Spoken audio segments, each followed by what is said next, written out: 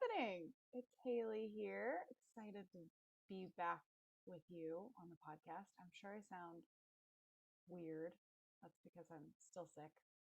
I have been sick for like 2 months, I feel like. It just won't go away. I was never sick before I had a baby. Like ever. I can't remember the last time I was sick. And then you have a baby and you don't sleep like 100% through the night. Like our baby sleeps pretty well, but she's still up a little bit here and there.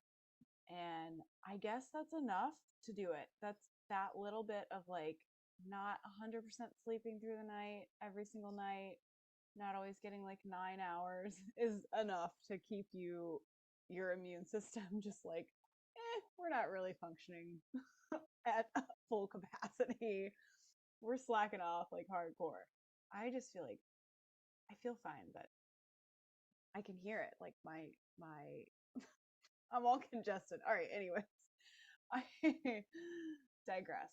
I'm sure no one cares. Let's dive right in. So, this episode was inspired by one of my clients. She came to a coaching call and she's like, I lost weight. I went to this like big event and I lost weight and I don't know how I did it, but it feels so amazing. She's not like new to my program at all. So I found it very entertaining. She was like, I don't know what happened. Because if you're in my program, I'm like, we know exactly what happened. You had a thought or an emotion that was working for you and you were practicing it. And all of our actions, anytime we take an action, whether it's eating according to what we planned or eating an entire box of cookies, those are aligning with a thought that creates an emotion. And then you have this action. And so when that action feels really natural, it's because you have a thought that's creating an emotion that's aligning with that action. That's then giving you this result of you lost weight or you didn't lose weight. So when she was like, I lost this weight and it felt so good. And I went to this event and it was just so easy and effortless and it was amazing. And I don't know what happened. I don't know how I did it. I was like, but you really do. You do know how you did it. So that's kind of what we did together. I wanted her to know what worked, what she did that worked. And I also wanted her to know what she had been doing that wasn't working because it's really important to know those things. It's important to know what you've been doing that hasn't been working so that when it happens again, you can say, "Oh, there that is. I see that coming up and I know what it is. I recognize it. I'm aware of it. I know that it's an option. I don't have to choose to repeat that, even though it might feel the most natural and easy and effortless to repeat what I've repeated 1,000 times again. It is a choice. And then be able to say, okay, and here's this other thing that I know that works. I'm going to practice that. Even if it's more difficult, more challenging, it doesn't feel as natural, I'm going to practice that. So that's what we did, her and I did together when she came and said, it just worked and I don't know what it was.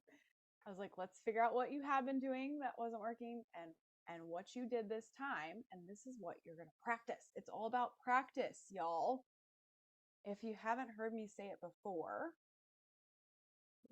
losing weight is like learning a new sport or a new instrument or a new career. If you're not, somebody said to me one time, like you use this sports analogy a lot and it's really off-putting to those of us who didn't really do sports or were not athletic. And I was like, oh, okay.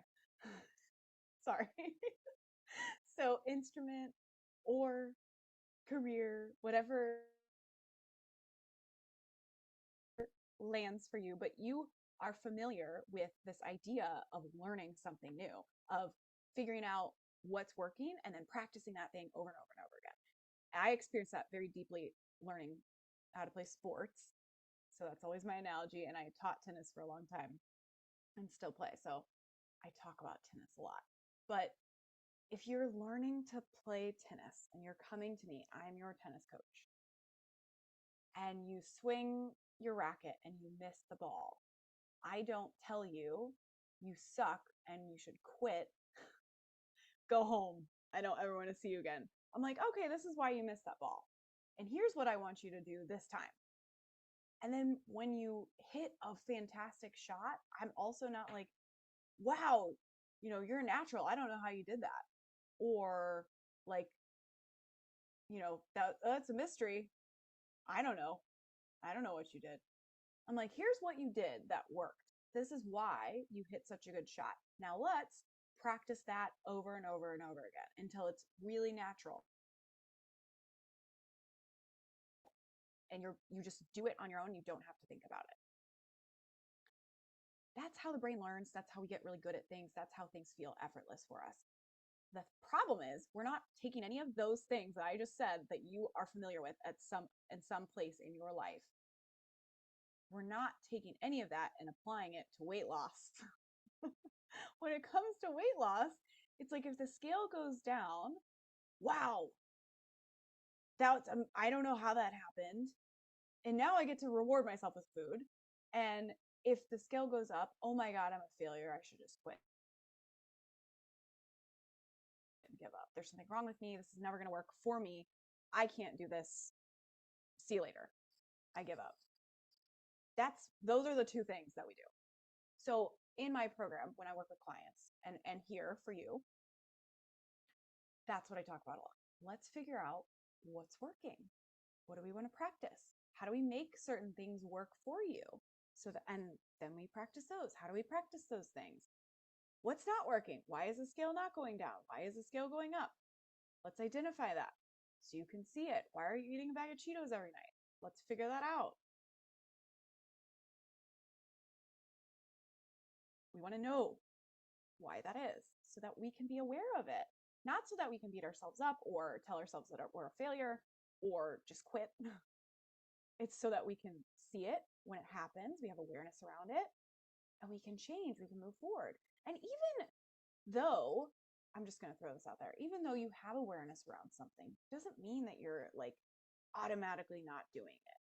Just because you know you have a tendency to get stressed out and eat Cheetos doesn't mean you're automatically like, oh, I'm done doing that forever. Sometimes it does work that way, but sometimes it's like awareness is really the first step. And you might continue to eat those Cheetos when you're stressed out for another couple weeks before you're like, okay, and now I'm good enough at like moving myself to another feeling or another thought to where I can manage that stress without the Cheetos.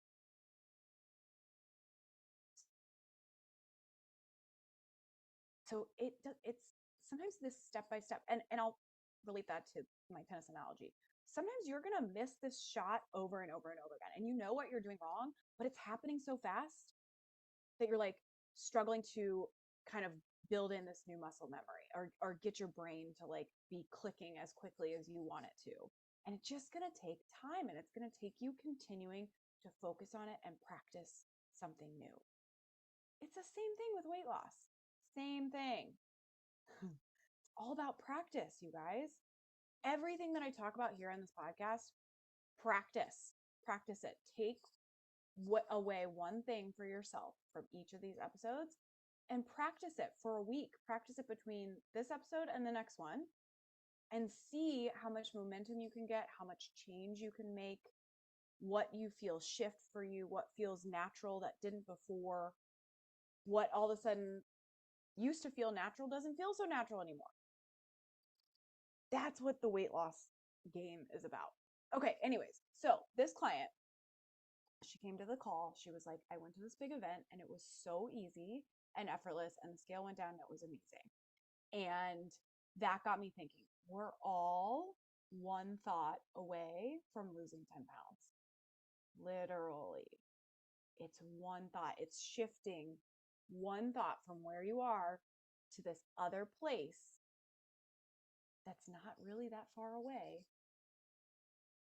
that stands between you and losing 10 pounds.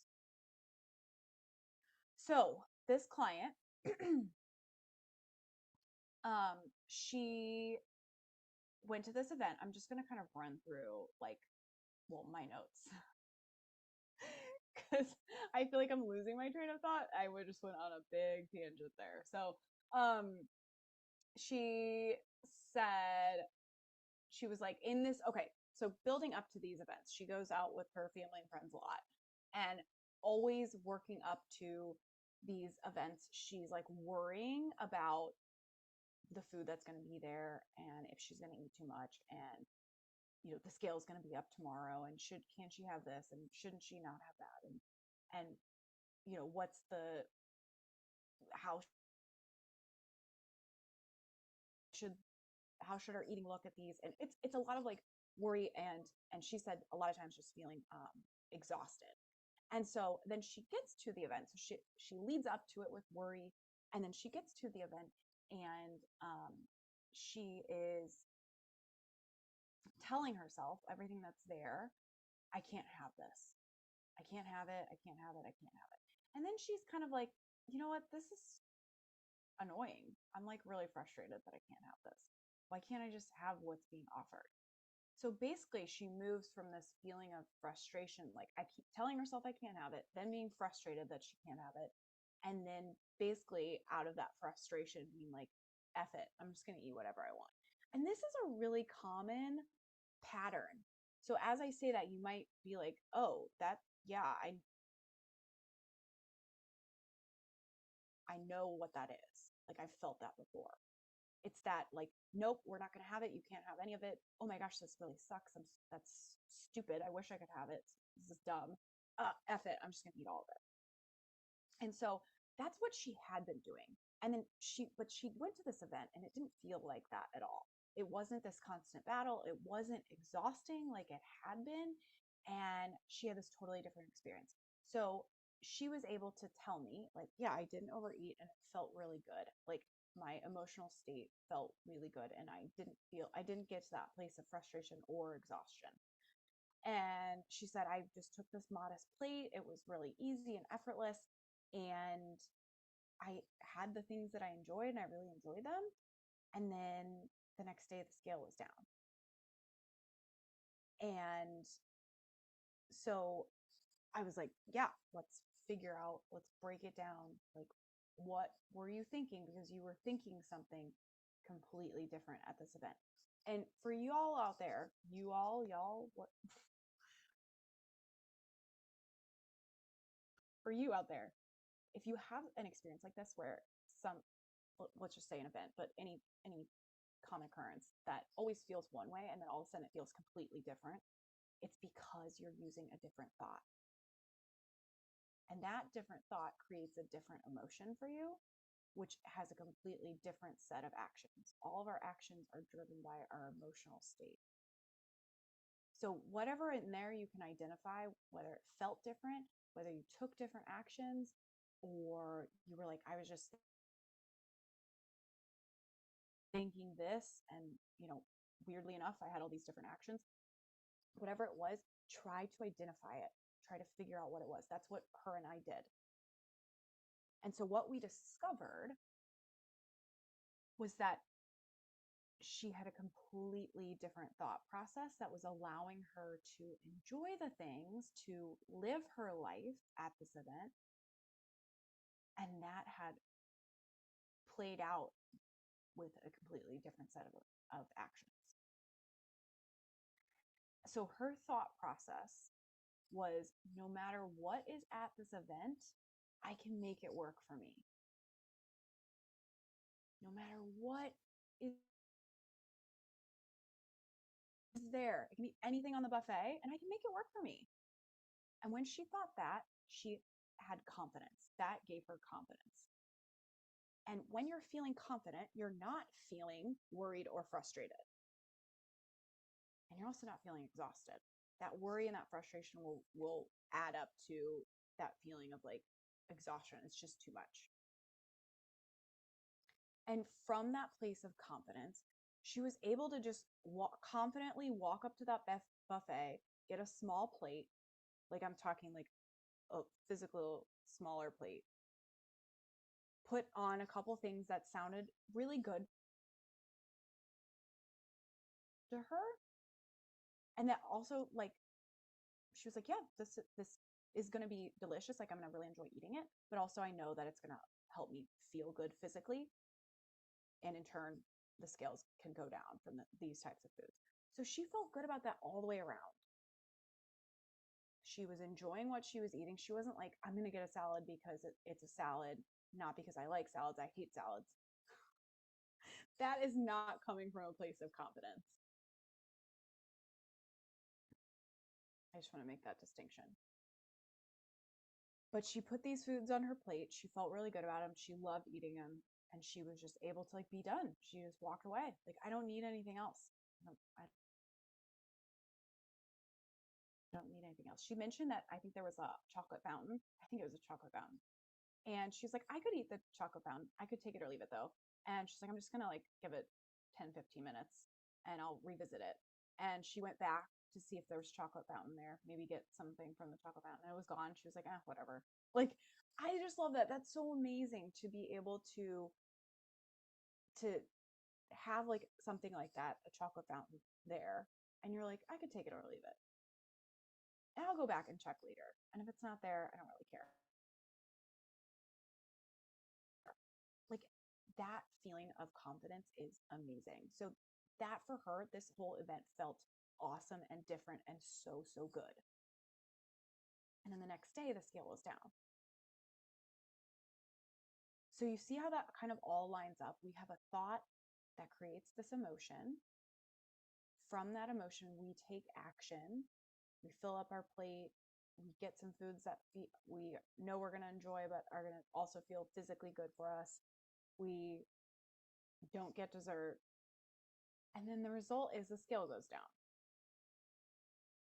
So it's just one thought. And I was like, that's your thought. That's your thought. That's your emotion. Practice that. Practice it like your life depends on it.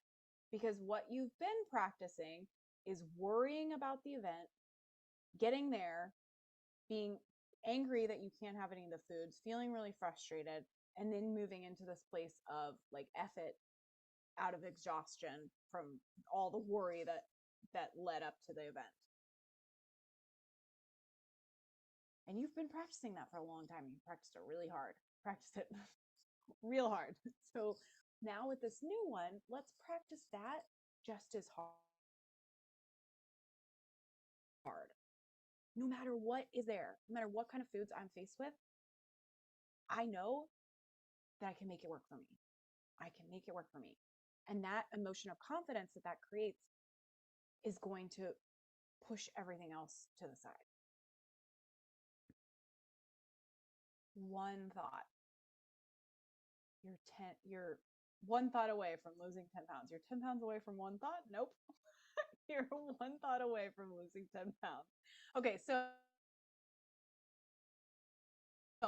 this is the process kind of broken down for you a little bit more clearly so that you can do this on your own at home.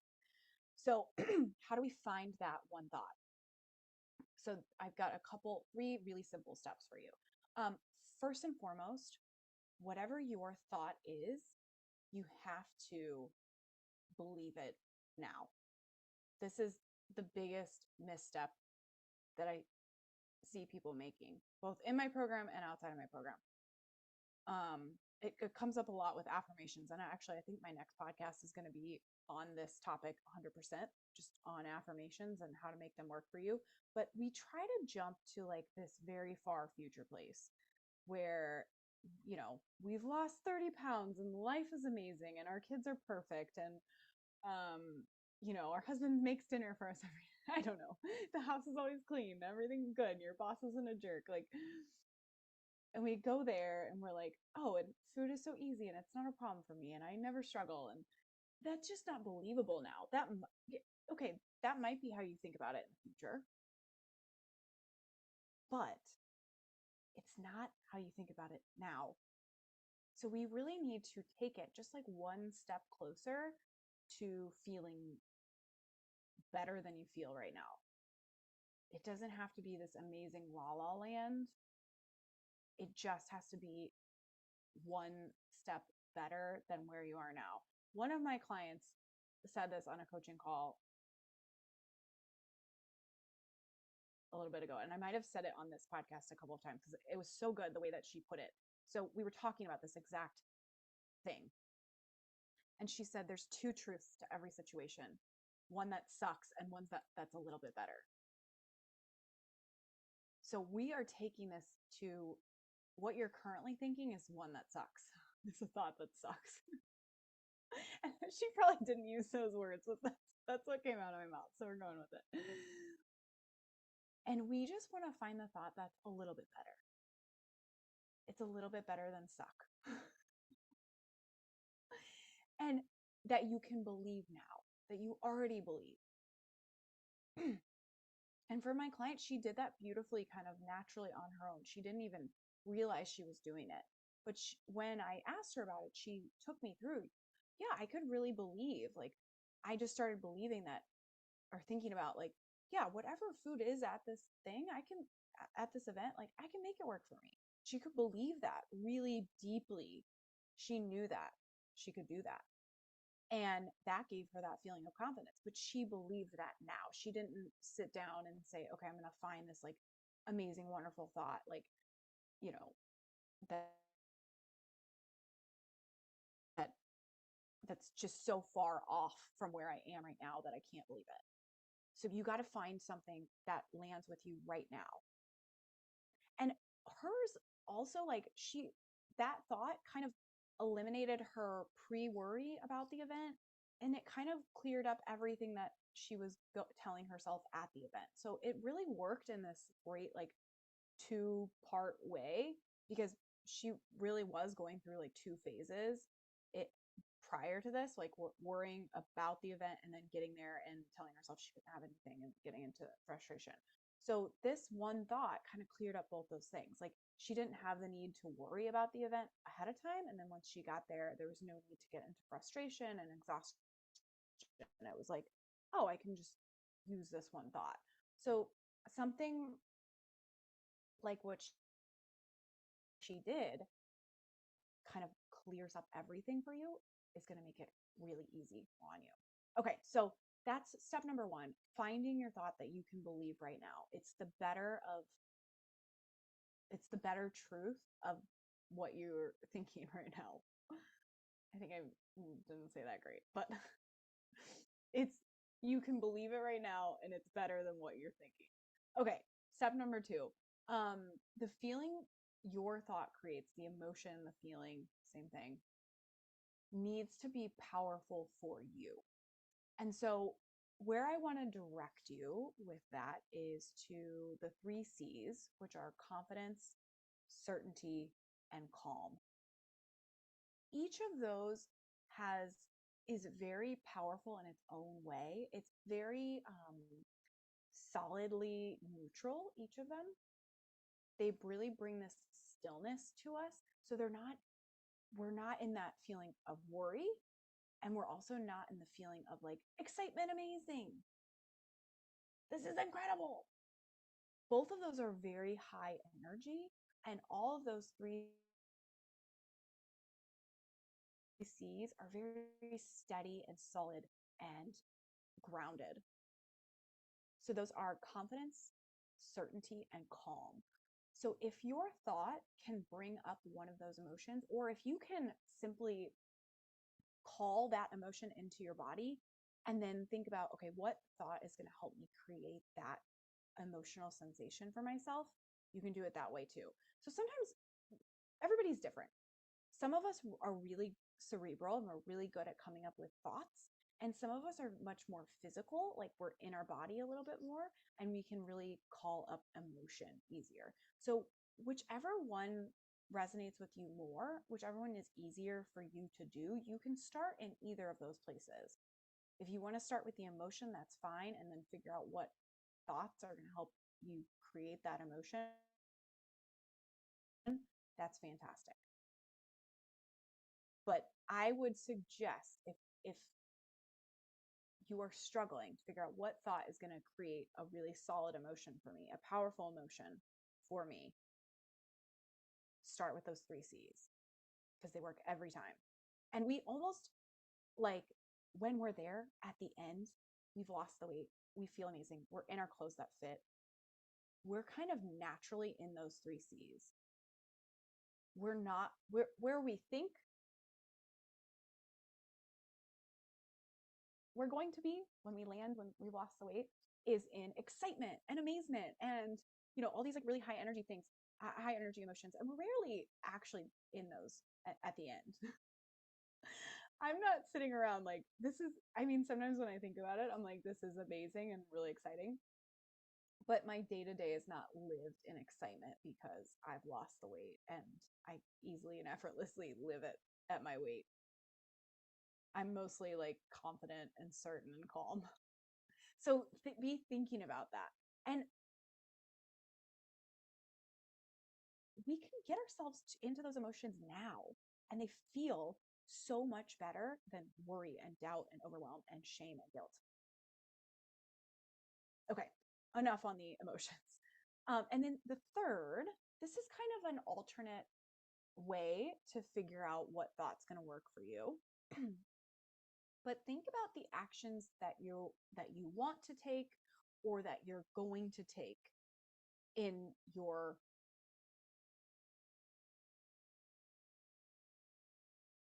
imagined scenario. What are the actions that you're going to take? Actions are verbs. So that's like the food that you put on your plate, the food that you put in your mouth, the exercise you do or don't do. That was the words are just flowing today, you guys. Oh my God. Okay.